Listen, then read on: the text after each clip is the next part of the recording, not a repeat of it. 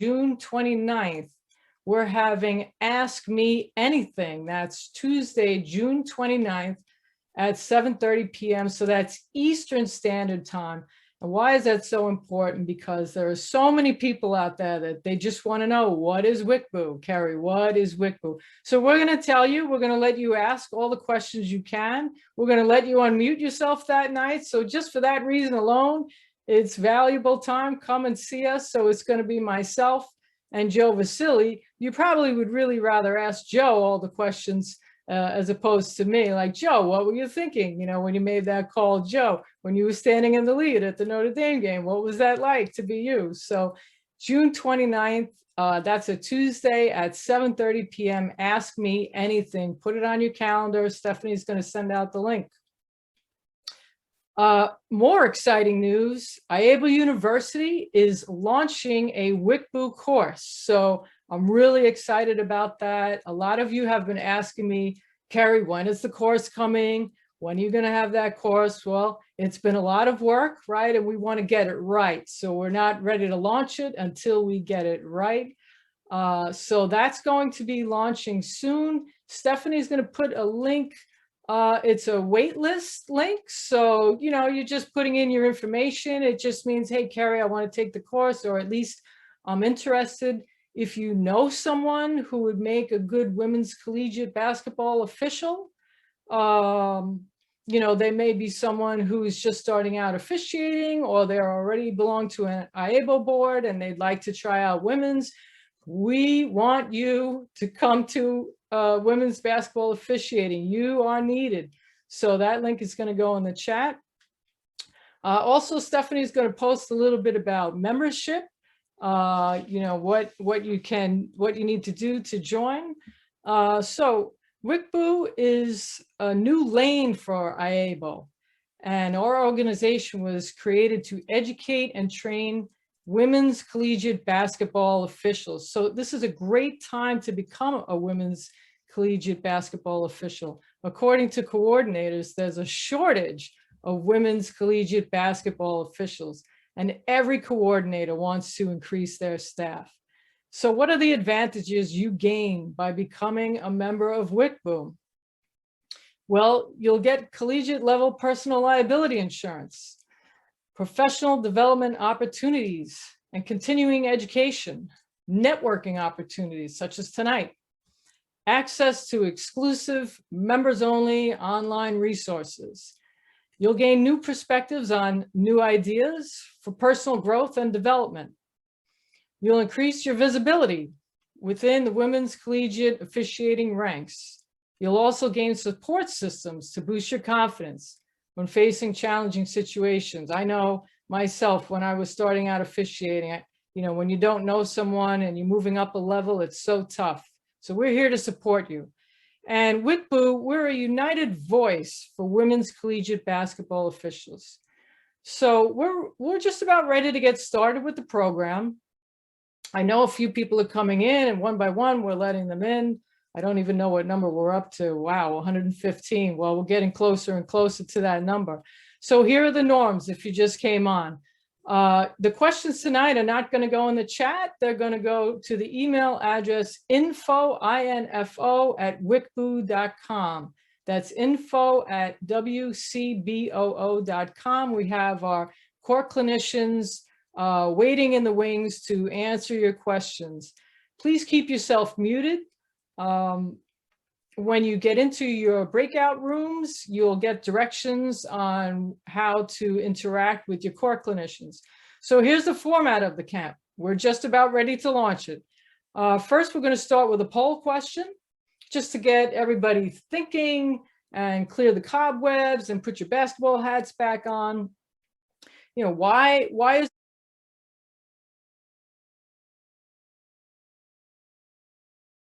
all right, let's see what's happening with the poll. What was the majority of your schedule? Let's see. Just post those results. Everybody voted. We're missing a few folks, but we got about 72% of our participants have already voted. And it looks like I'm going to end the poll and share the results. Stephanie, I think that's great that we have people at all different levels on the call I'm tonight. excited. I really am. I know we have the just getting started. Yes. And you know, some people doing middle school, and you know, we all remember those days. Those are tough days. It's tough to learn at that level. Majority is Stephanie. High school. Woohoo! And rec Yeah. ball. Yeah, and we all know the next step is Division III in junior college. So Absolutely. you know, So a really excited. great step. So all right, thanks for that poll, Stephanie. So next up, we're ready to get started, everyone. I'd like to introduce our three core clinicians. We have Tracy Garnett, Patty Richter, and we have Joe Vaszily. Are you ready, Joe? I am ready, Carrie. Hey, Joe, before we kick it off, Yep. everyone, I just attached a Google Doc in the chat. Joe will be running through several slides that will include video. It's a great presentation. I want to make sure if you have any technical issues, you can follow along. Just go ahead and click that. It'll be the link in there that says Master Slides. And Joe, it's all yours. Thank you. Thanks. I'm going to start sharing my screen and let's see if I can optimize for video. There we go. Everyone should be able to see this. And I'm going to view it in present mode.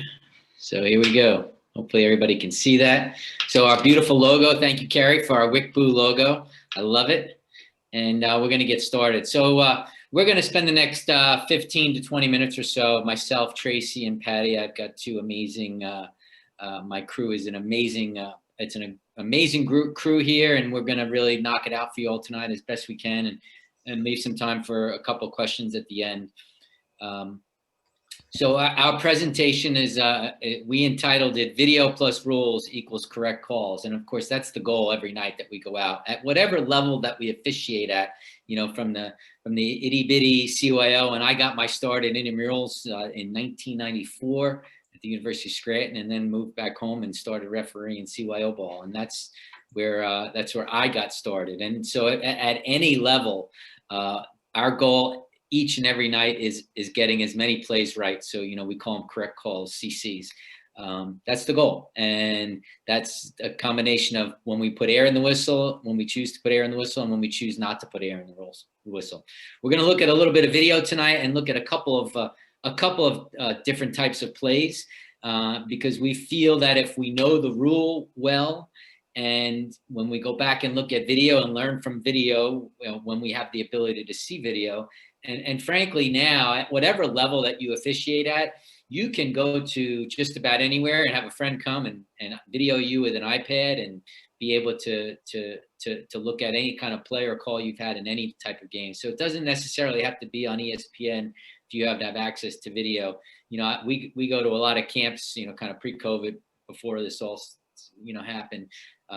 You know, these AAU tournaments have big baller TV and all these different kinds of video abilities where, you know, they're videoing for the players and the teams. And so we should be able to have that same kind of access as well. So if you, you know, the next time you go out there for an AAU game, or if you're able to do that this summer, or when you get to next season, bring a friend along and just say, hey, watch me and video me, my mechanics, my positioning. We're going to have that in some of the breakouts tonight. And then just a couple of plays that you had during the game to be able to go back and look at and critique it and say, why did you get this right? Or was I, you know, why did I get this wrong? But when we were able to have access to video and we know the rules, we get a lot of plays right. So that's our focus tonight. So I just wanted to get into a little, before we get into the video and some of the rules, and we're going to look at two rules in our rule book. I wanted to talk a little bit about the philosophy of officiating, which is in our mechanics manual. So anybody that refs at the college level, we have an officiating mechanics manual. But in the beginning of that manual, there's there's a reason why it comes in the beginning, because it applies at every level that you officiate at. And this philosophy of officiating follows 4 fundamental guidelines. And number 1 is allow freedom of movement. And it sounds basic to the game of basketball, but how important it is.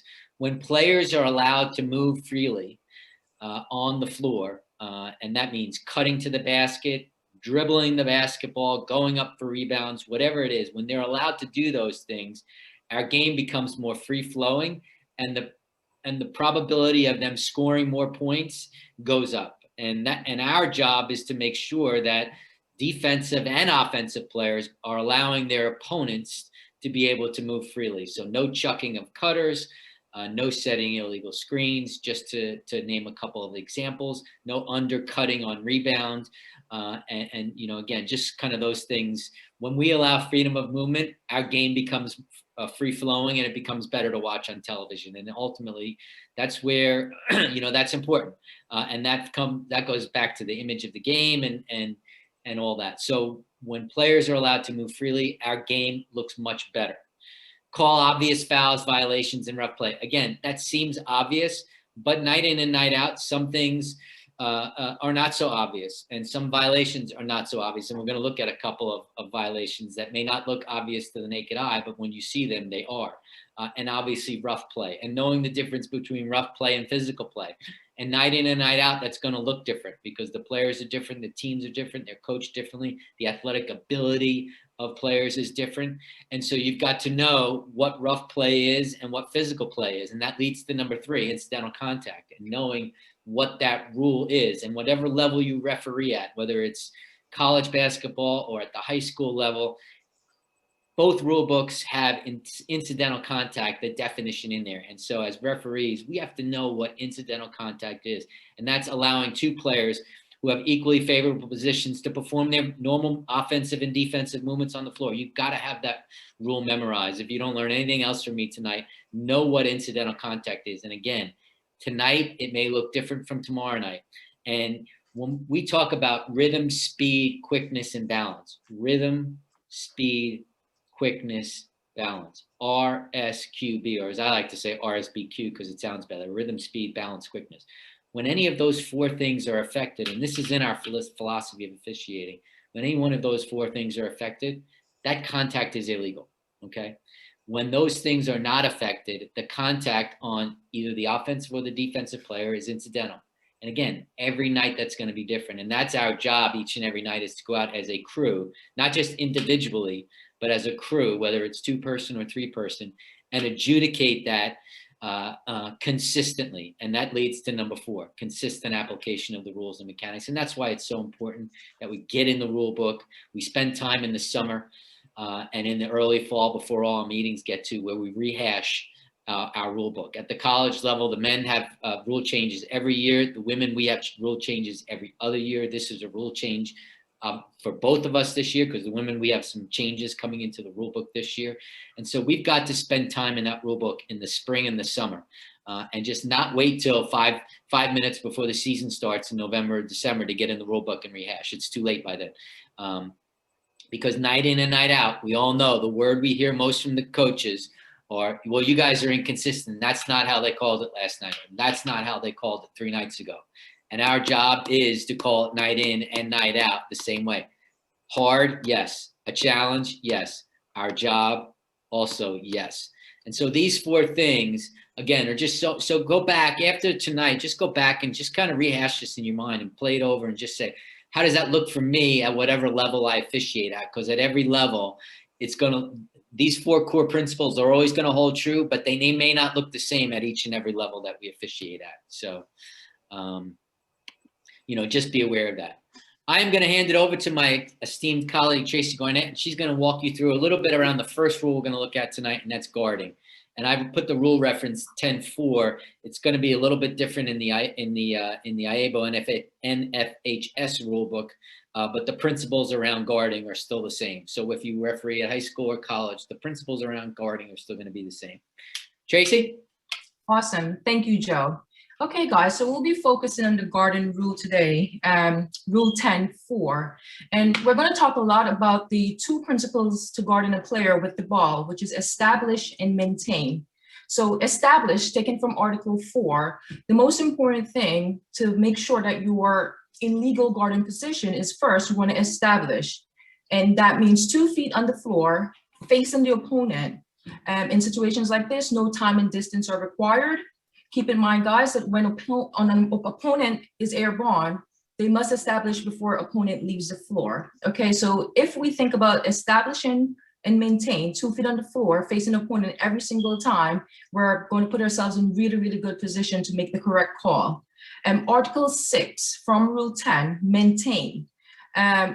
What does it mean to maintain? So one, you're not required to face the opponent. B, can it have either foot out of bounds? And C, may raise hands or jump in a vertical plane. D, may shift to maintain guarding position in path of dribbler, opponent provided that guard does not charge into dribbler or opponent or cause contact or move into path of airborne shooter. E, may move laterally or obliquely. F, not required to have feet on floor when shifting laterally or obliquely. And oftentimes, you know, I'm sure you hear the fans say, hey, their feet were moving, right? And you're not required to have your feet on the floor when shifting laterally or obliquely. And may turn or duck to observe contact. Okay, so if you've already established legal guarding position and that ball handler is coming with full force, you can duck to observe the contact. That is a legal play. All right, so if you remember the two principles of, you know, guarding a player with the ball, establish and maintain, you will definitely get those black charge plays every single time. Thank you, Joe. I'll pass it back to you. Thanks, Tracy. And, you know, Tracy said it right near the end there, and it's so critical to understand that once you establish, right, those 4 principles, A, B, C, and D, the maintain piece really most of the time is what we're officiating. And there's a lot of things that defensive players can do to maintain their LGP, we call it legal guarding position. And the play that we're going to look at next really is letter D. You may shift to maintain guarding position in path of dribbler, provided that you don't cause contact or charge into the dribbler or move into the path of, like we say, into the dribbler or opponent, you know, moving laterally or obliquely. And Tracy said it so well, right? You hear on TV, well, they were moving, so it has to be a blocking foul. Well, no, it doesn't have to be a blocking foul. Take airborne shooters out of the equation. Defensive players are allowed to move once they have established. And that's the kind of language we want to use when coaches ask us about block charge plays and legal guarding plays. You know, our coaches have gotten smarter. They now ask the right question. What did my player do wrong? And so when you get a question like that, it's really hard to come up with. And I know as a younger official, you know, I would have said, yeah, they were moving or whatever it is. Well, guess what? They're allowed to move. Defensive players are allowed to move once they have established position. And so we've got to know this rule backwards and forwards, because as we know, our game, no matter women's, men's, at the highest levels, they're all trying to emulate what basketball has become at the highest levels. And when you look at the highest levels of basketball, the game has become very two-faceted. It's drives to the basket and a lot of three-point shots. And so that creates a lot of decisions around getting three-point shooters open and on drives to the basket, you know, whether it's block charge plays. And that's why we focused on this one tonight. And so, you know, when you see that the highest level is what they're doing, guess what? It filters down into the college level, it filters down into the high school level, and filters down into the AAU. And that's why guarding is such a key rule to understand and truly know. So we're going to look at one play in a moment here as I pull it up. So we're going to show you 2 angles of this one. First, this is the television angle on this play. And this is, and we'll get into a little bit about why angles are so important once we show it. But I'm going to show it a couple times. Switch on all that dribble drive action if they need to, because they can guard the perimeter. Alan Taylor gets into the lane again and draws the foul. I'll show it one more time on this angle so you can see. Obviously, I'm in the lead position. We're in a 3-person. Our trail is in a perfect spot there. Our center is foul line extended with not a lot going on her side of the floor. And I am in the wide angle position here, 2 steps off the end line, which is really, as we get into mechanics, one of our breakout sessions, we'll talk about the lead position, why it's so important to be off the end line. But again, just one more time seeing it. On this Switch angle, on all that dribble drive action if they need to, because they can guard the perimeter. 2 feet facing. Alan Taylor gets into the We're lane gonna look at again the and draws the second foul. And you see why that this is correctly called blocking foul. Switch on all that dribble drive action if they need to, because they can guard. Here we go. Okay. The beauty of television, especially when you get to the NCAA tournament, is you get a lot of different angles. I think we had 6 in this game. And so now you're going to see what my angle is on this play. Again, 11's got 2 feet in facing. And she's legal. And then right there at the end, go back to, I'm just going to try to scroll it forward here for a second.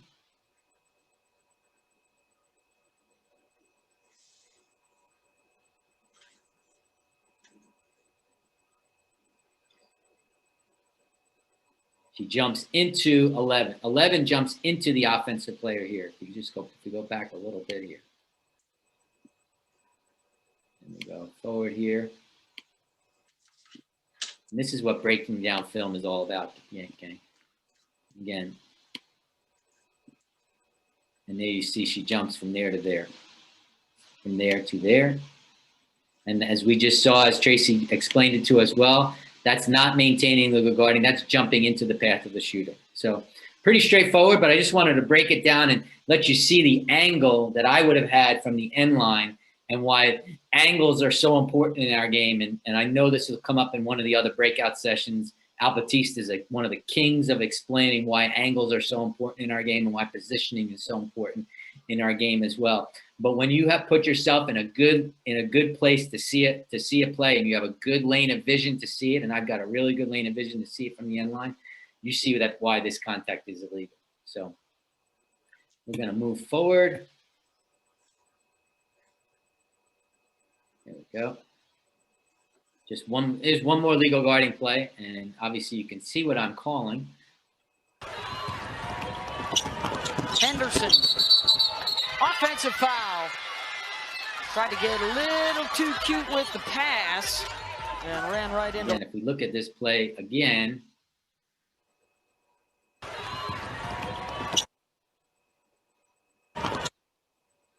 she gets into legal guarding position here.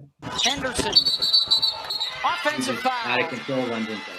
Tried to get a little too cute with the pass. Pretty straightforward play. But again, look at my positioning here and why it's so important for Lee to get down the end line and get into position. Henderson, offensive foul. And give himself a good angle. Tried to get a little too cute with the pass. Okay. Henderson. Okay, the second thing we're going to focus on here in our session here is traveling, and I'm going to hand it over to Patty to go over. We got a couple of slides on traveling, and the reason why I wanted to bring up traveling is I have a lot of clips on it to show you in the next 10 to 12 minutes. But traveling has become a major. It's become a major cause of concern for us at the college level for sure, and that filters down with. A lot of our players are getting to the college level with bad footwork, and they bring it forward, and we don't do a good enough job at the college level of trying to correct it. Now, for anyone who watches the NBA, their traveling rule is different than ours, so I'm not going to try to explain their traveling rule. We're just going to try to explain our traveling rule, and then I'm going to show you a couple plays around why it's so important for us to get these plays right, particularly with so much drives to the basket now.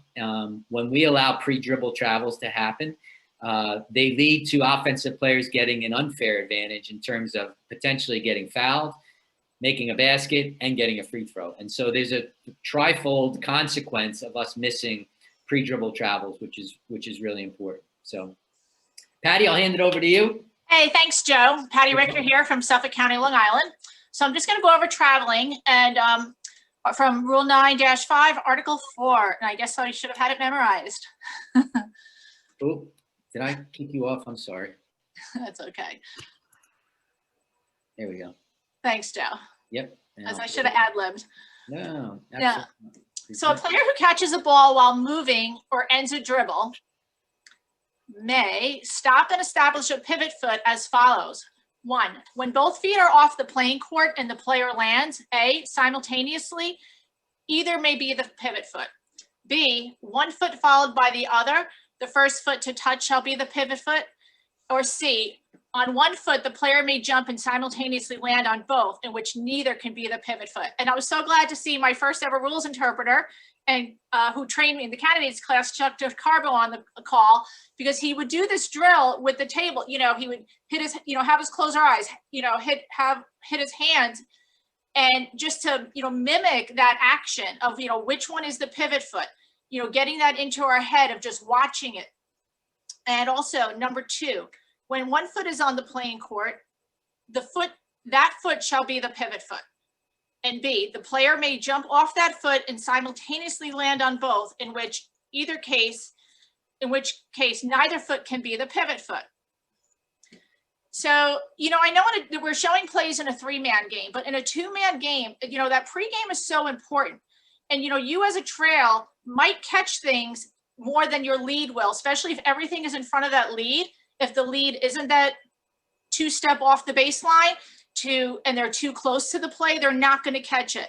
Those rebounding situations where the player is rebounding and then taking a step back or two to make a shot. We as a lead need to go in and grab that call, because most likely everyone else is seeing that player, but your lead could be very well have their vision blocked out and not catching that travel right there and now scoring, you know, 2 points off the play. So we really need to be aware of our positioning in a 2-man game, which a lot of you based on the call are currently doing.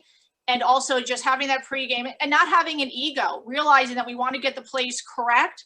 It's not, and especially when everyone else can see it and our partner might be blocked. We're a team. So Article 5, after coming to a stop and establishing the pivot foot may be lifted, but not returned to the playing court before the ball is released on a pass or a try for a goal. The pivot foot shall also not be lifted before the ball is released to start a dribble. So again, on number 1, I know it differs a little bit from the boys game. You know, as long you got to watch, are they releasing that ball for a pass before returning their foot down to the ground? If as long as that foot hasn't hit the ground, but while that ball is in the air, you're good. So you got to be aware of those differences as well if you're doing both boys and girls.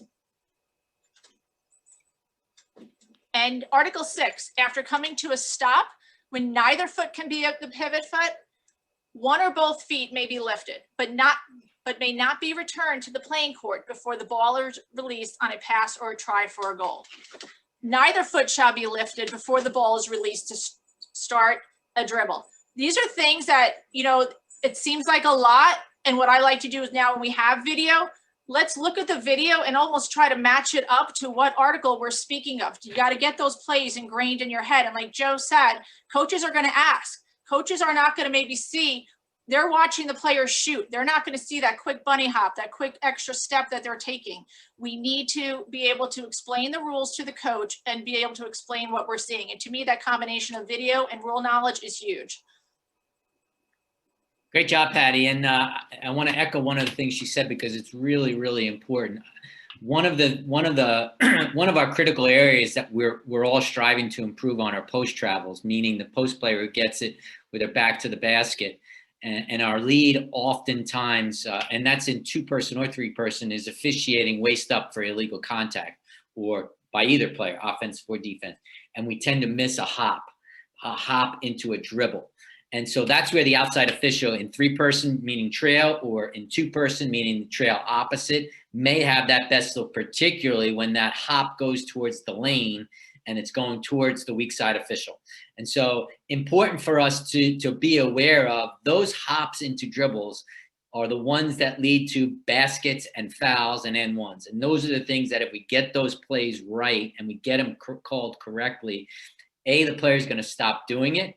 And then our game is going to be in a better place, because we're getting these travels that are leading, that have consequences to them. So we're going to get to a couple plays here before we wrap it up. So I wanted to start with a play that happened to me in March, and it's actually, well, I'll ruin it for you. It's actually not a travel, and we're going to see why in a moment when you see the play. Great defensive effort on the other end. You get a layup in transition and not able to connect. And there's a 4-point swing. Oregon State comes back and knocks down a 2. So funny story on this play is I did not think that I got it wrong in real time, although the Florida State coach was yelling at me. My nephew actually sent me the play the next day. Apparently I made it on one of those ESPN shows for the worst travel call level. And yes, it is a great defensive effort on the other end. You get a layup in transition. And again, on these out of bounds plays where, again, if you see where my eyes are, it's on the out of bounds player to make sure that she doesn't violate. And so she's out of, and then of course I turn and there's a 4-point swing. Oregon State comes back and knocks down a 2. And frankly, you know, I don't know what I could have done, honestly, to probably get this play right, except see that the player didn't take 2 steps. This is a play where I could have used some help from the center. wherever they were, given that the play was going in transition the other way. But we got to be humble. And that my point in showing you this play is that we're not always right. We don't get every play right every night. And so you got to go back and look at film. This is why it's so important to go back and look at film to make sure that the plays you put whistles on, you got them right, but also look at the plays you didn't put whistles on and understand why you either got them right and got them wrong as well, so that we can learn and better. And that's why I go back to the title of the presentation, video plus rules equals correct calls. When we go back and look at ourselves on film and not just evaluate every play that I put whistles on, but the plays I didn't, and then look at our positioning and why our positioning may have helped me to get it right or may have helped me not to get it right, whatever it is. Every time we look at video, we're going to learn something about ourselves. And normally you might look the first time and say, wow, do I really look like that on the floor? And you may be able to make some adjustments. I know that I did that earlier in my career, where the way I looked, the way I reported fouls, whatever it is. You will always learn something about yourself when you watch yourself on film. So anyway, fast forward the next day. Eight defensive effort on the other end. You get a The next day, I have a second round game and 9:45 in the first quarter, and guess who has another travel call? For 40 minutes in that game, as So did I got quite a few players. text from somebody. Sierra Fletcher played all but 20 seconds, but the stamina is there. Just fitting that your first call in this game would have been a travel coming off that other play. And so again, we'll just see this again, but you'll see it in a moment. For 40 minutes in that game, as did quite a few players. And there's your ending her dribble. There's her left foot on the floor. Sierra Fletcher. And there's her left foot hopping. She tried to do a Euro step, but she didn't do a Euro step, and she traveled. And so this was a played all but correct 20 call as a seconds, travel. but the stamina is there. And she is actually a European player too. So there you go. But that is one play we're seeing, the Euro step, and understanding whether or not it's legal or illegal. And really the point of showing this play and the point of showing all of these travel plays is for us to understand which foot is the pivot foot. For 40 minutes in that game, as And did again, quite a few players. When she ends her dribble, and that's where our rule is different from the pro rule. When a player ends their dribble and has control, and she has the ball, both hands, she has the left foot on the floor with two hands on the ball. That is where she has ended her dribble. So the left is the pivot foot. And I would just urge you, when you get back out on the floor, whether it's this summer or in the fall, whenever it is, an exercise I gave to campers a couple of years ago, and I urge you to try this, is in every game that you're in, just take 1 minute or 2 minutes, and every time a player catches the ball, go watch some video, and every time a player catches the ball, say left foot, right foot, left foot, right foot, right foot or left foot or right foot. And I'm telling you, it's going to open your eyes, because when we find the pivot foot, we will call traveling correctly. Understanding what Patty just presented in 9, 4, 5, and 6, and I don't know exactly where it is in the Federation rulebook, but again, it's the same principles that apply at the high school level as at the college level. When they end their dribble there, is she allowed to do what she did? And no, she lifted her left foot, she brought it back down the floor before she passed it or took a shot. Travel, simple. Find the pivot foot, find the foot, and train your brain to find it. And when we do that, our call accuracy in traveling is going to go up. The last time a few years ago, we did just in the ACC, we were 70% on traveling. That means 3 out of 10 times we're not getting traveling right. That's a lot of missed travels in a game that lead to potentially baskets, fouls, or both. Okay, and that's where we got to try. We have to continue to strive to get better, and we're going to learn it the only way we're going to learn it by understanding the rule and training our brain to find the pivot foot. Okay. Just a couple more plays here that we're going to look at. Did quite a few players. I hand it back over to our fearless leader. And again, this play is going to have to show you a couple different angles of this one.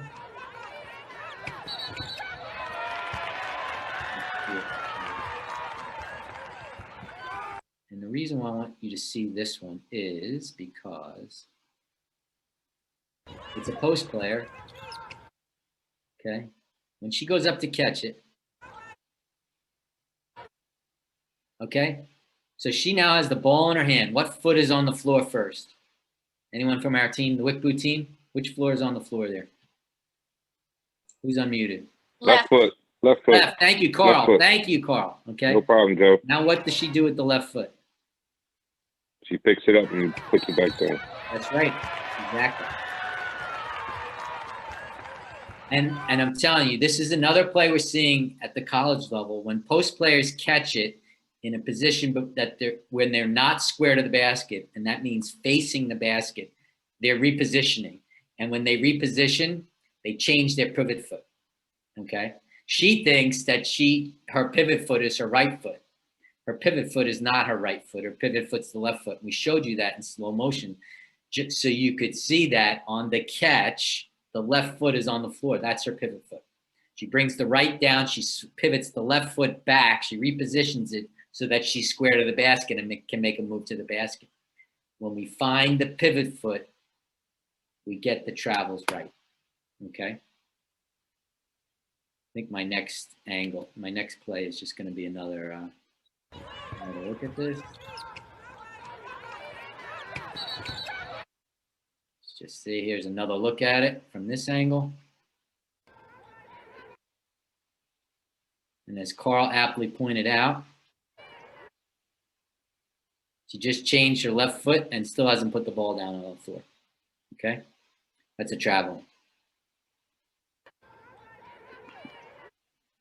And there's one more angle of this. Again, we love angles in our game.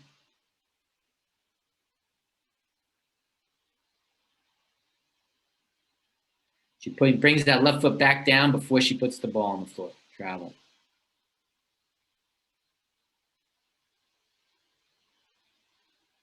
And here we go. There's going to be one more play here. And again, this is going to be on a drive to the basket here on the baseline. Already twice as many of those for Dawn Staley's team. They have not been out-rebounded in a game this season. And I have to get better at triple tooting on my travels, so no judging. And Saxton walks with. See it again. Well, already twice as many of those for Dawn Staley's team. They have out-rebounded in a game this Her season. back foot up, which I believe is her belief. Saxton walks with it. See that again. Already twice as many of those for Dawn Staley's team. They have not been There's your right foot with the ball in hand. out-rebounded in a game this There's to bring season. that right foot back down. And Saxton walks with it. And just from a positioning standpoint, again, Already twice as many of those for Dawn Staley's team. They have not been back down, out-rebounded in a game off the this end line. season. Again, we're going to talk about that Saxton mechanic walks with it. positioning. But again, our leads really, when you get off the end line, your lane of vision becomes wider and bigger, and you're able to see more things. And that's really important for basically anything when it comes to the post, whether it's displacement in the post, whether it's finding the foot, whatever it is, plays that come to the basket at you, block charge plays. When you get off that end line, your lane of vision, your depth of vision gets wider, you're able to see more things, and you have a better chance of getting the play right. Already twice as many. And I believe, Carrie, that is it. Hey, So Joe. I'm going to stop sharing and get it back to the main room. Can you hear me, Joe? I can hear you loud and clear. Okay, Stephanie. perfect. I got 3 questions that Yeah, came go in. ahead. The first question was going back to your points about guarding. Yep. And this came in at info at wickboo.com. If you have a question, please go ahead and send that. When you have 2 competitive matchups in your area, but neither has the ball, which matchup do you focus on? Both. I'll Well, let you elaborate. Go ahead. Well, and I mean, obviously, you've got to try to judge to yourself, which to me, when you've got 2 competitive matchups, which one's more competitive, which one, and think about the game, game within the game kind of mentality is, okay, which of these are either one of these matchups involving players that score, players that are going to attack the rim, players that may shoot a 3, players that may set a screen. Okay. Gotcha. And it may be that one of those is going to set a screen for the other. And so think like the offense. We used to say a long time ago, think like the offense, referee the defense. What do you think those two offensive players are going to do based on what's happened during the game? And hopefully you have a little bit of knowledge around what those players have done coming into the game or during the in-game, kind of as your mind works, so that you can kind of focus on what you think may happen. Okay. And it may happen and it may not happen, but you've got to be able to kind of extend your vision to be able to officiate both matchups, especially if they're both competitive in your primary area of coverage. And obviously in two-person, your area of coverage is going to be wider, and you may have two competitive matchups that you may need to referee. That's why giving yourself a lane of vision to see both of them and being able to see through and see both offensive and defensive players is critical in those situations. Okay. Very good. Next question. The next two questions are related to traveling. So in the first play, I believe this question is referring back to the Troy game. If your partner, you mentioned the seed being able to come over and help, if you had blown the whistle and the seed come over and provided that help, can you change the call?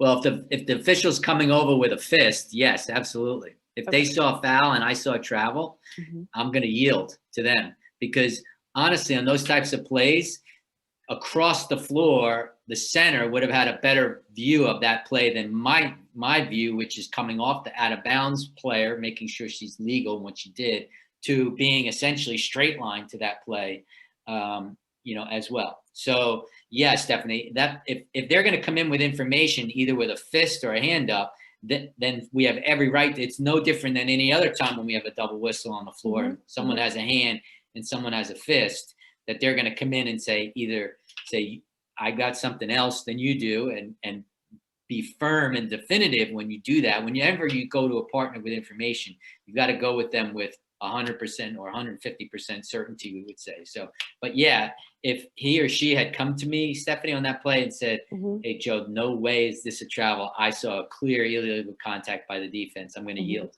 So. Okay, great. And then one final question in reference to traveling. So if a player raises up on their toes, but does not release the ball and comes back down, would you consider this a travel? Well, if their whole foot has not left the floor, then their pivot foot is still established on the floor. So to me, the answer to that question is no.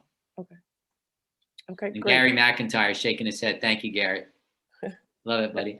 Thanks, Gary. I'm going to hold the last two questions. They're more in general about just camp, and we'll talk about those towards the end of the session. I will now lob it over to Carrie because I don't have any other questions, but. And then when you look at it, you're able to control kind of how fast and how slow you want to watch it, to look at your positioning, where you're looking. Are you looking in the right places? What's your angles, your lane of visions, all those kind of things that we talked about earlier. So that would be my advice to someone who doesn't have access to regular video. As you progress in the game, you're going to get access to more and more video. There's digital streaming. Streaming is available, at a lot of levels now, not just Division I. So to the extent that you have access to video, again, you want to go back and you want to evaluate the plays that you've had, the calls and the no calls that you had, as well as looking at just overall your court positioning on the floor. And we talked a little bit about this earlier. Something that I learned personally from Al about 4 or 5 years ago was when you referee in the lead, you referee off your back foot, whereas when you're in the trail in the center, you want to oftentimes referee on your front foot. And that's just being ready to go get something if you need to in your secondary area of coverage. Whereas in the lead, letting the play come to you, have that patience when that player, that offensive foul, that blocking foul is going to occur, waiting on your back foot, holding off, seeing the whole play start, develop, and finish, and then being able to evaluate quickly, right? It goes from eyes to brain to mouth, and that decision has to be made quickly, particularly as the level and the speeds of the games increase. That process has to get quicker. But again, refereeing off your back foot. And so just looking at yourself on film, where you are on the floor in trail position, in center position, and in lead in 3 or in 2, trail and lead. Where am I? Am I off the baseline? Am I standing right on the end line?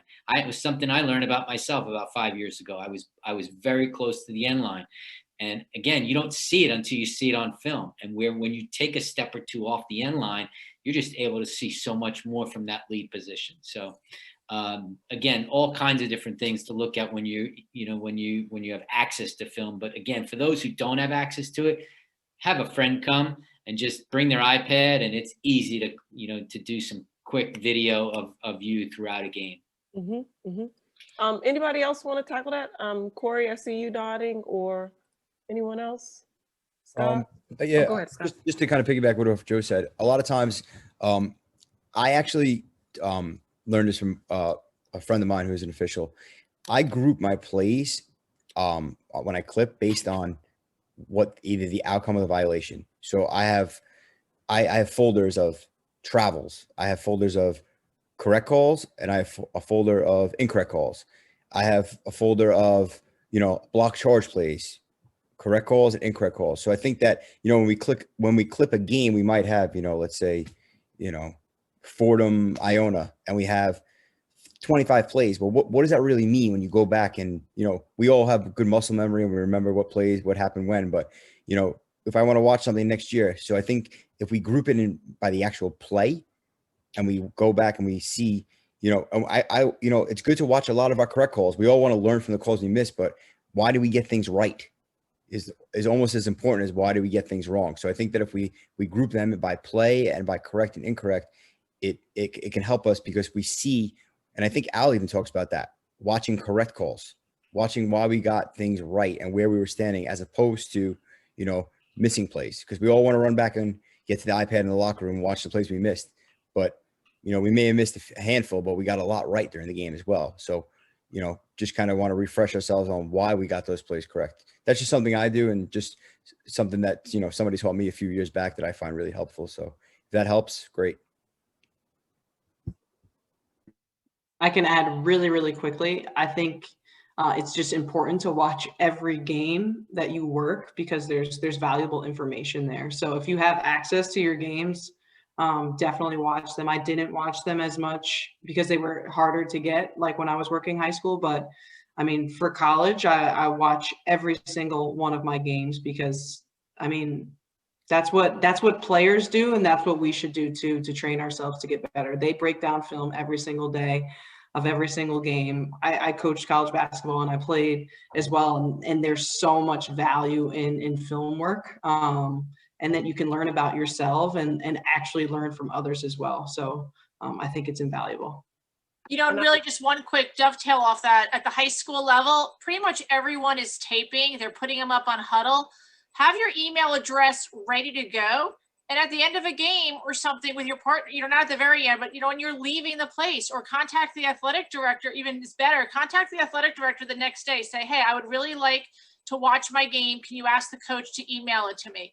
All of these coaches that I found at the high school level are more than willing to send you game tape and for you to view it. They get it. Yeah. All right. I just want to add one last thing to that. As a high school official, you can also utilize one of your mentors, right? Ask your mentors to come out and take a look at your game, right? And they'll be able to provide you feedback after your game. And I find that to be very beneficial as well. So I think this is a good thing to do as a younger official to elevate your game. Thank you, Tracy. Thank you all. Corey, Scott, Joe, I appreciate you answering that question. We're a little bit pressed for time so for the questions that I didn't get to, I will make sure I respond to you individually and get you those answers. I want to make sure we close really quickly with a few very important points. Number one, there's a couple different sessions coming up. I want to talk about membership, and then how you can stay active and stay connected with WCBOO and other activities in the future. So Carrie, I will lob it over to you, and I will make sure we get those links posted in the chat. So go ahead. Stephanie, thank you. So the top 3 camp takeaways. Am I muted? Can you guys hear me? Yes. Sorry about that. Top 3 camp takeaways.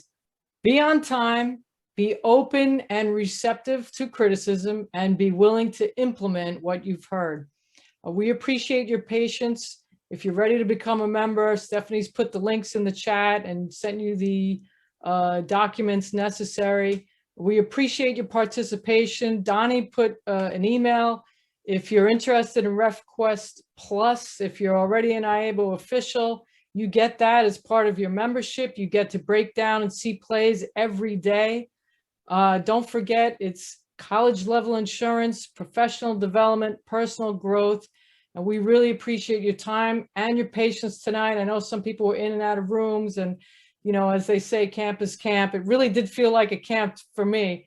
And I appreciate staff just being here tonight, and all the campers taking time out on Sunday. I hope you have a great week. Be safe, everybody. Thank you all. If you have any you, final everybody. questions, please just drop us an Bye, email. everybody. Thank Have a you all great so evening. much. Have a good night. Great job, Kerry. Good night, all. Thanks, Have Kelly. a good night, everyone. Bye. Thank you.